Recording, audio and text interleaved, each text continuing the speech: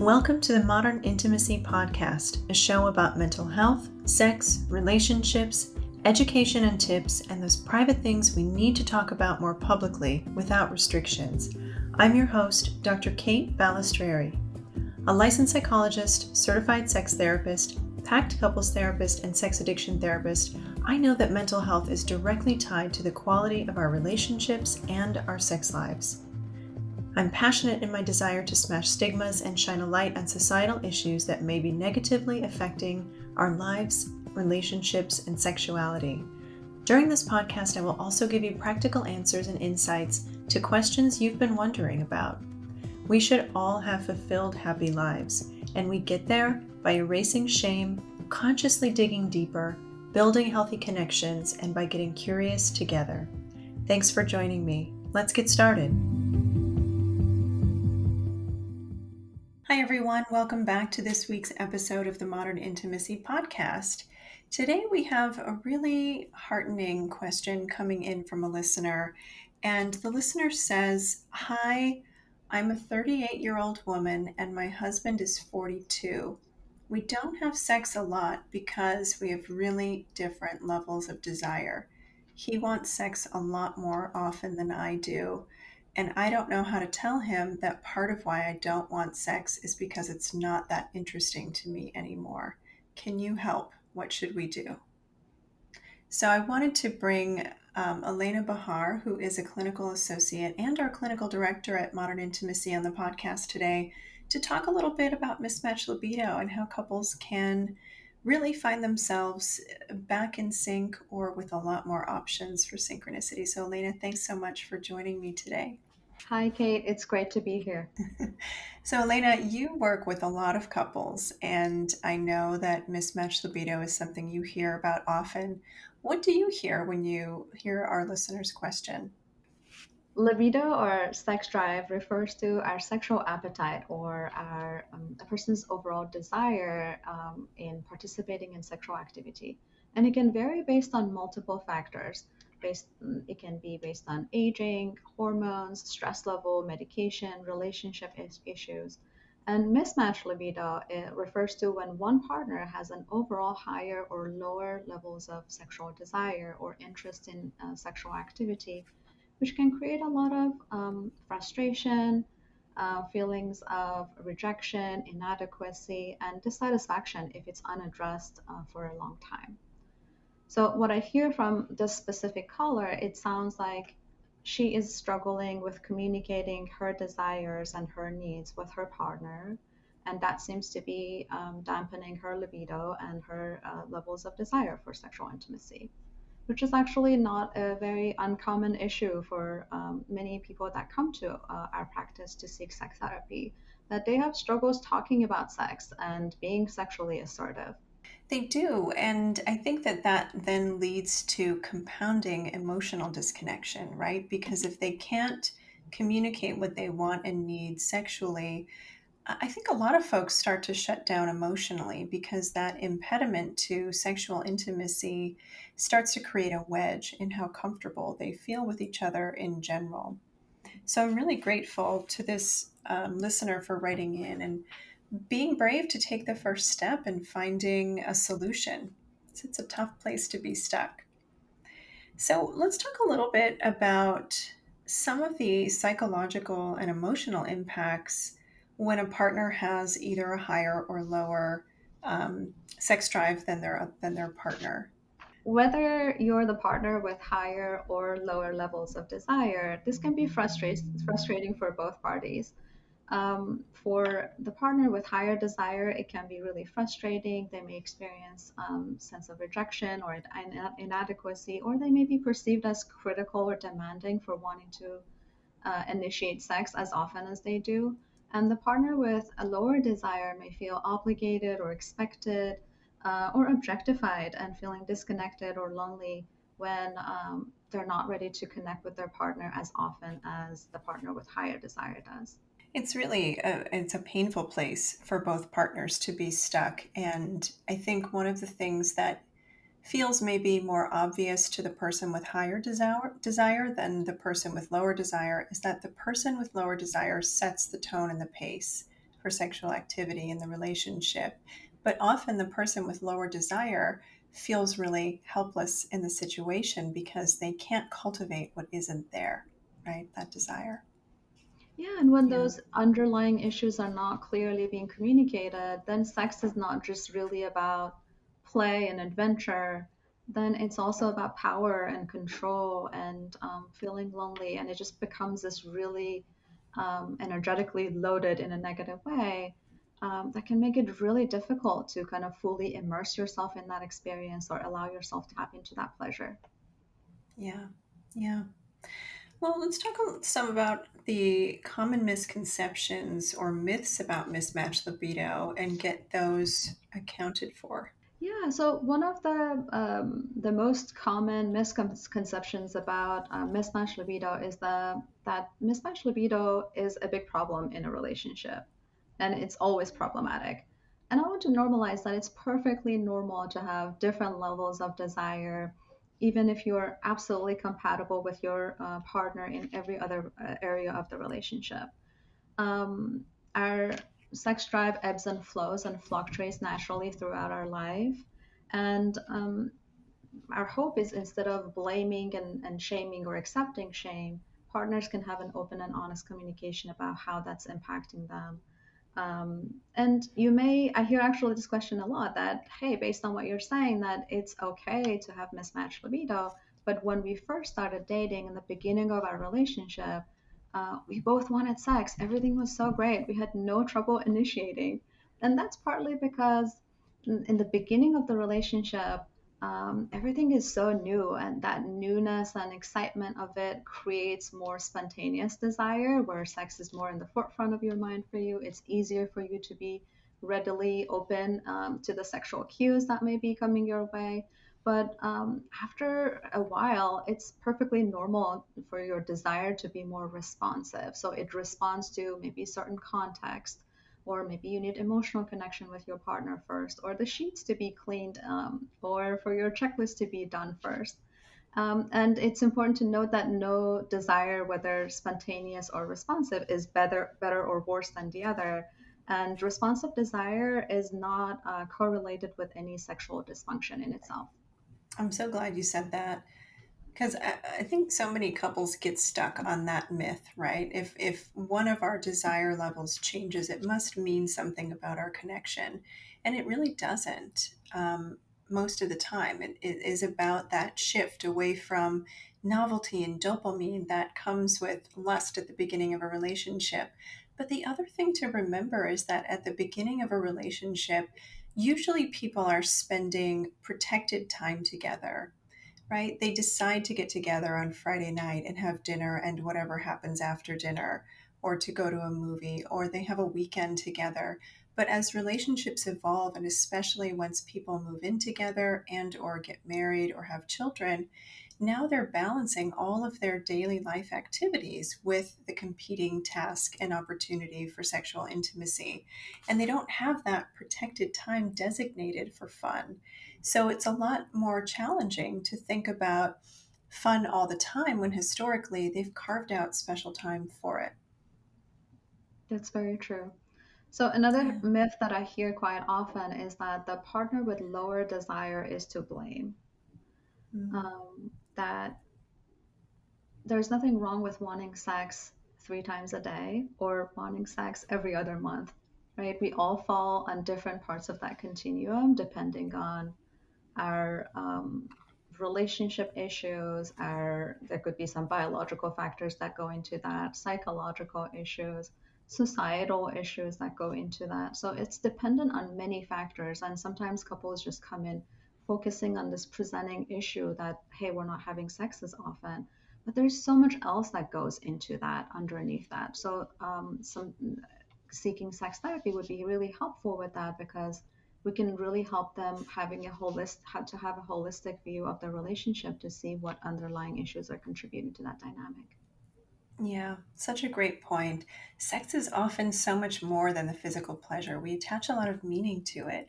And if there are these other things going on in your life and it's hard to get to that meaningful place, whatever the meaning might be that you attach to it, it can sometimes feel really challenging not to personalize a partner's different desire, right? Whether your partner wants more sex than you do or less. Yeah, and it can be very vulnerable to have those conversations, right? So instead of demanding sex from our partner, or just avoiding them completely, I think it's really important to have an open and honest conversation about, I feel rejected, or I feel abandoned, or I feel not good enough for you when you say no to me or yes to me, and examine together what meaning, like you said, they assign to that yes or to that no. Well, you bring up a really interesting point about vulnerability, and I wonder, what do you think the role of vulnerability and emotional connection play in cultivating pleasure together sexually, especially when there's mismatched libido? So, vulnerability and emotional connection play a big role in addressing mismatched libido. um, it's really important to create a safe and supportive environment where partners can set aside their agenda or expectation and have a conversation about what sex is or means to them. Um, it's really important to have those conversations. I think maybe scheduling a conversation about it and asking your partner if they have the space for it in that moment, and if not, schedule some time, sit down together, ask what their experience of sex is. How do they feel before, during, and after sex? How do they want to feel? What are some of their desires, some of their fantasies, some of their boundaries? What do they struggle with around communication around sex? And can you co create a new kind of understanding and a new relationship to sex that is really rich in pleasure and connection and low in expectation and stress? I love that answer, and I agree wholeheartedly. And when couples do give themselves that space and permission to have a non judgmental conversation about the vulnerabilities underlying the mismatched desire, they actually get to open up a lot more possibilities for solution as well. Because to your point earlier, if the lower desire partner is feeling objectified, that might carry a lot of weight in the world, depending on their gender and their experience of sex or being sexualized from other people. So, if they learn that their partner isn't objectifying them, but in fact feels closest to them through sex, it might actually loosen up some of that hesitance to be sexual or anything else that might be pumping the brakes on their desire in general. But also, it can give couples this great opportunity to think about brainstorming other ways to get different feelings or needs met, either through different kinds of sexual experiences or through non sexual experiences, so they can continue the opportunity to grow closer, even if it doesn't look like the exact map that they had for that connection. Absolutely. And to your point, I think intimacy starts way beyond the bedroom. So if we're only Mhm. touching our partner and approaching them intimately when we want to be sexual with them, after a while they may start to feel sexualized or objectified that way. And as a result, they may avoid any sort of physical intimacy altogether because they think that there's always strings attached to it. Word. Yes, that's so true. Um, so let's talk a little bit about some steps that people can take to prioritize their own pleasure during sexual experiences with one another, which might sound kind of selfish when we're talking about mismatched libido, but I think it's really important. Absolutely. I think that the first step is to expand our definition of sex and intimacy beyond kind of intercourse and penetrative sex and orgasms and ejaculations.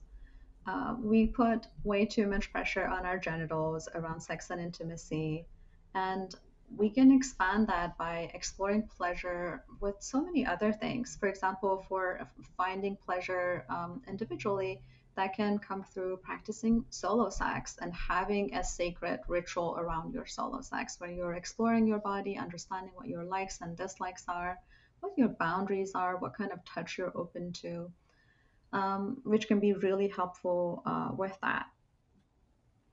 The other thing that, sometimes it can be helpful to take turns going back and forth between partners that, hey, let's map pleasure in our bodies. So one partner becomes the receiver. You can gather some pleasure items and experiment with different kind of sensations. And you can scale that on the scale of, let's say, 1 to 5, how pleasurable is for your partner, and try to experiment with that. And that in itself can be called sex, and it can be so intimate and so giving. What are some of the pleasure accessories that you like to recommend for people beginning their pleasure mapping? Yeah, so using basically engaging your five senses, I think in that can be really helpful. So you can play with temperature, that can be using hot wax or ice cubes. It can be with texture. Some people really like leather or velvet or different kinds of texture.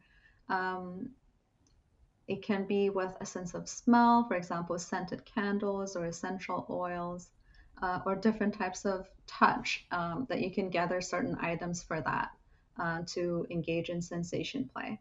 Can scheduling sex be an effective way to bridge the gap between partners with mismatched libido, in your opinion?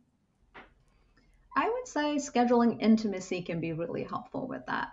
Because when we schedule sex and our definition of sex is penetrative sex, then that becomes something that maybe one partner is dreading and they may not look forward to it. But when we split that responsibility and say, hey, let's, for example, in a relationship for a couple, each of them can pick an intimacy activity for the weekend. That way, they're not putting that initiation on their partner, and it's something that they're both open to. It's not falling on the back burner because it's on the schedule, and they're both prioritizing it. I really like that. I think it's so key to create opportunities for sex without the pressure of it, however you're defining sex. Um, and specifically, one of the things that I think a lot of folks might really resonate with when I say this, but maybe don't think about proactively, is that when there's an obligation for sex, that has a very strong inverse relationship with desire. So, said another way, the higher the level of obligation perceived, the lower the desire is going to be. Because no one wants to be pushed or forced or coerced or pressured into any sort of sexual behavior. That starts to take the shape and form of being non consensual. And it registers in the body like something that is not consensual when there is an expectation or obligation. So, really taking the emphasis off that demand and instead focusing on co creating opportunities and being open to what happens is likely a best strategy to start cultivating organic desire again. Yeah, I think that brings a really good point, that in addressing mismatched libido, it's important to go with the pace of the partner with lower desire. Think about it like, for example, if one of you is a great swimmer and the other one is learning how to swim or doesn't feel comfortable in the water for some reason, we're not going to push the partner with that is not comfortable with the water into the deep end, but we're going to the shallow end and try to deepen that experience and try to enhance that experience. And then you can that can become like a building foundation for increasing intimacy. And that doesn't mean that the partner with higher desire, that means that they have to abandon their fantasies, or it's always going to stay that. But I think honoring where you are in that continuum and um, having a sense of shared responsibility around it rather than shame and blame can be really helpful. Yeah, yeah, I agree. Well, when I think about the question that our listener asked today, she mentioned specifically that part of the reason for her lower desire was that she wasn't especially interested in the kind of sex that she was having with her partner.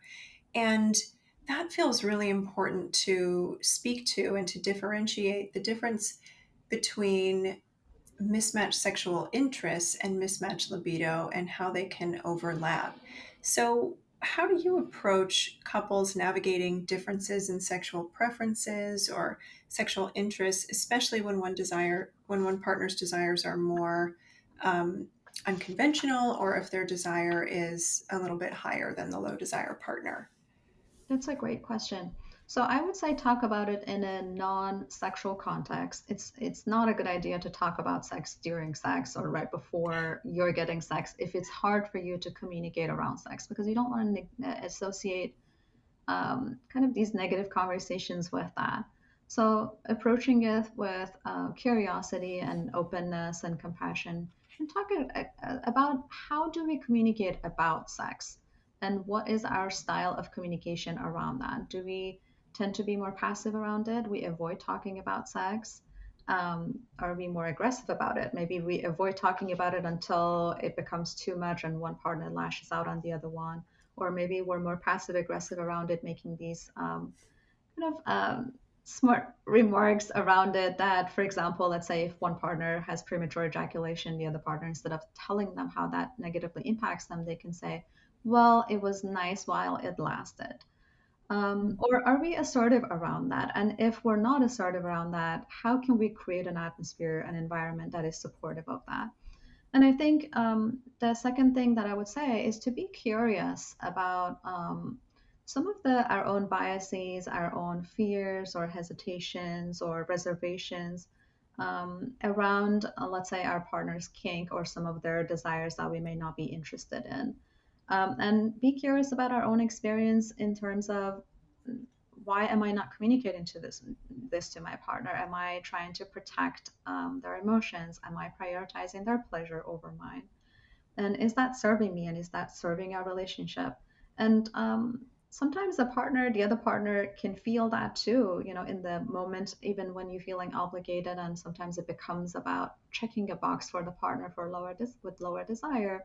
The other partner can sense that disengagement during sex, and it can become a negative feedback loop that is not really serving the relationship in the best way possible. So it's important to be honest with yourself and with your partner about what your limits and boundaries are. And if your answer is yes, be very clear about what the boundaries are. Create a sense of safety around it by having safe words, by creating realistic expectations, and being really aware of your embodied boundaries. And what I mean by that is that we don't want to just decide up here, am I open to this sexual activity or not? In addition to that, I want to check in with my body to see what a sexual yes feels for me. Maybe that feels like an expansion in my chest or energy pulling me up, rather than a sexual no that it immediately I'm bracing myself or I feel a tightness in my chest perhaps, and what a sexual maybe could look like. And really understanding that and recognizing that, okay, what do I need to change that maybe to a yes? Do I need to take my time? Do I need to talk more about it? Do I have some fears or reservations around that? And if you do decide to engage, go very slow and start small. If your answer is no, you are not absolutely open to your partner's kink or whatever it is that they're asking you in the bedroom, I think it's important to let them know gently. So don't yuck their yum necessarily, but tell them that, hey, I appreciate that you're sharing me with this. I'm not sure if I'm open to it, or these are my hesitations and doubts about it. And if you can, try to find a compromise that works for both of you. And if none of that works, if one partner has certain kind of things that they're after in their sexual experiences that the other partner is not able or don't want to um, kind of go by that, you can consider opening the relationship and consider practicing ethical or not or consensual non-monogamy. Yeah, and if ENM or CNM feels too extreme for people who are really organized around monogamy, I think it's okay to talk about what do your other fidelity agreements look like in terms of fantasy and maybe even porn, if it's video or literature porn or audio porn. What might you feel comfortable with together in exploring where you do have some mismatched interests so that it's not something that you or your partner needs to completely cut out of your sexual experience.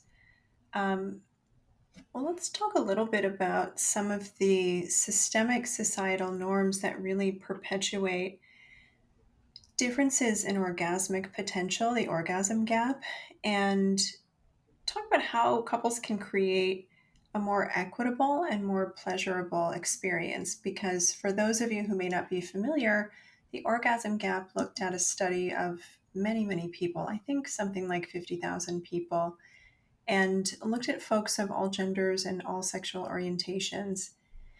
And for people in heterosexual relationships, about 97%, 95 or 97% of men reported having an orgasm, whereas only 65% of women reported having an orgasm.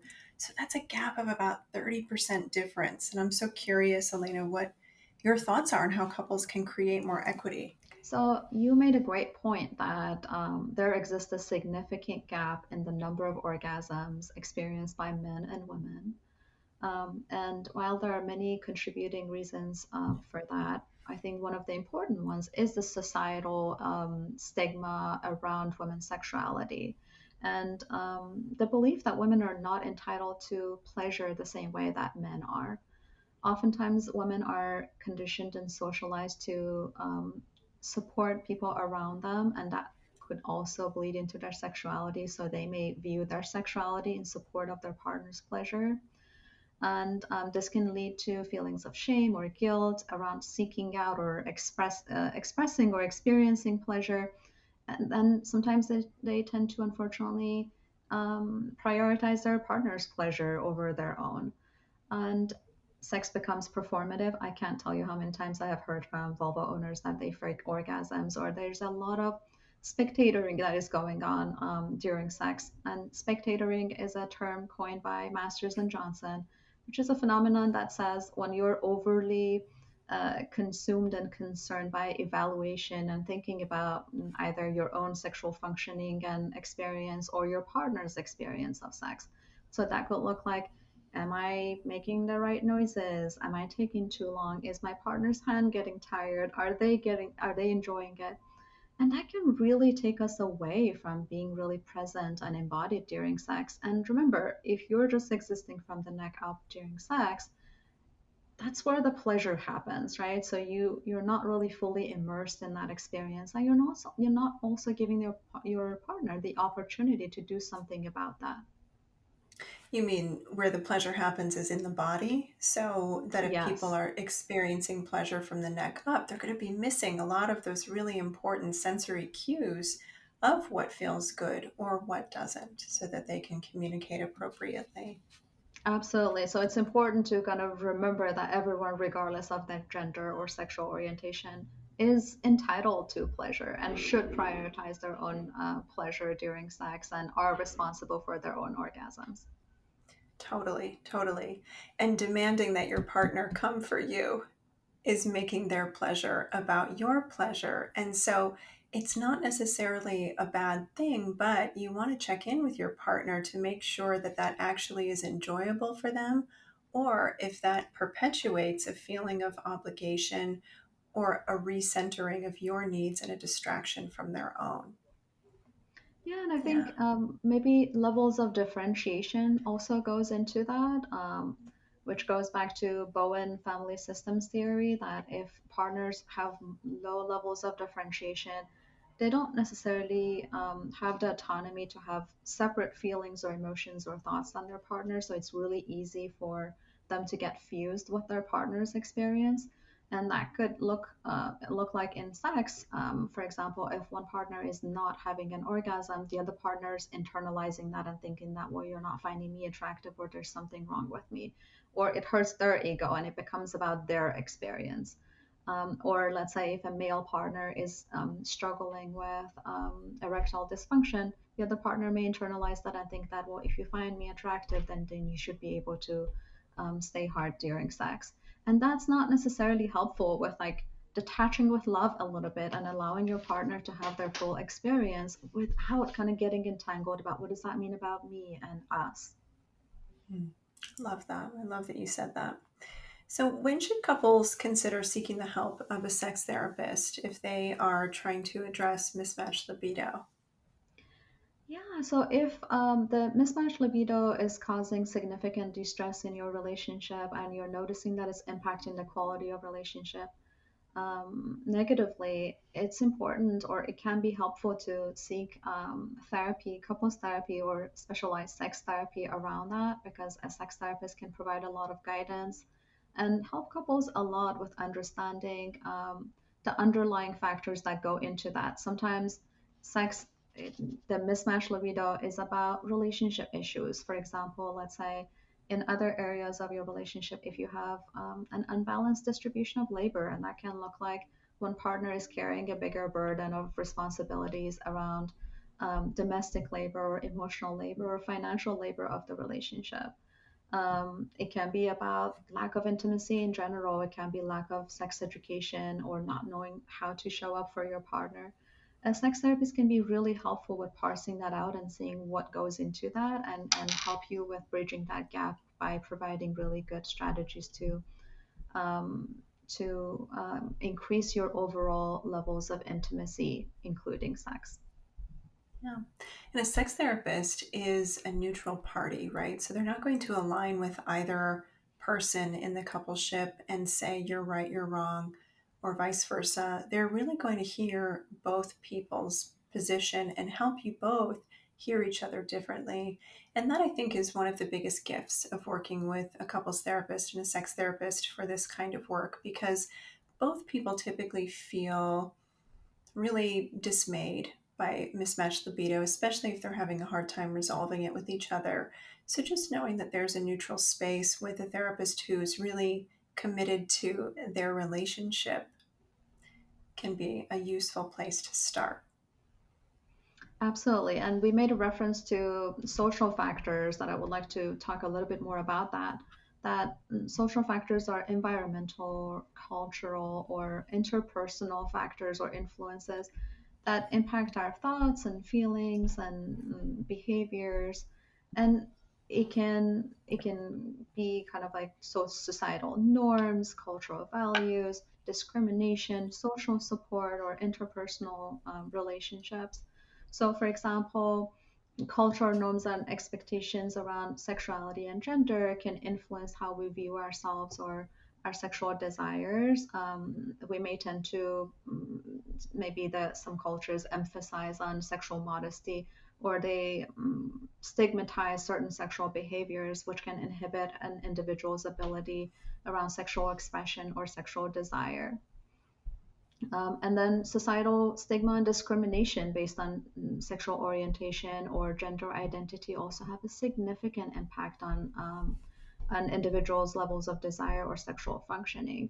For example, the LGBT community folks may face a lot of stigma or discrimination from their family or community or society at large, and they may experience a lack of social support, anxiety, or depression, which can really negatively their level of sexual desire and sexual functioning, or even access to healthcare and support. So they may not be able to find gender affirming medical care, which can negatively impact their physical health and sexual functioning.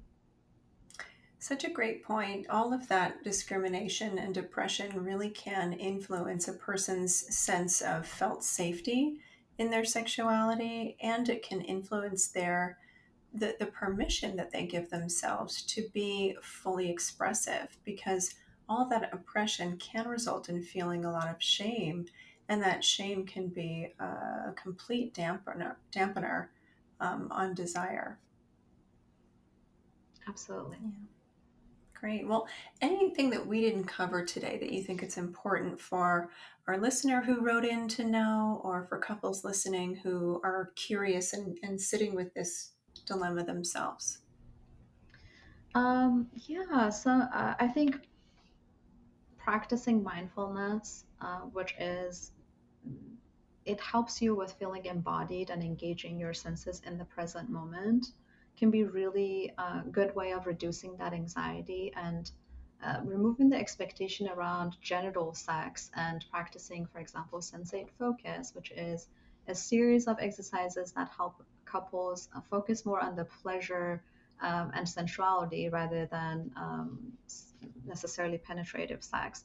And it starts with intimacy building, and it can be great with overcoming anxiety around that. It starts with non sexual touch and it progresses more into intimate touch. So I think that can be a great strategy for couples to incorporate into their sex lives as well. Love that. Yeah, Sensate Focus is such a gift because not only does it help with assuaging concerns or fears, by going really slowly and in this gradual increase of sexual intimacy, starting from a non-sexual place. But it also builds up a lot of tension and can be a great way to create like the element of tease and desire just in the waiting. So it's a fun intervention. Absolutely. And then the other one is creating a sexual menu together. We actually have a great handout on our website that is available that individuals or couples can download, and it's a yes, no, maybe list.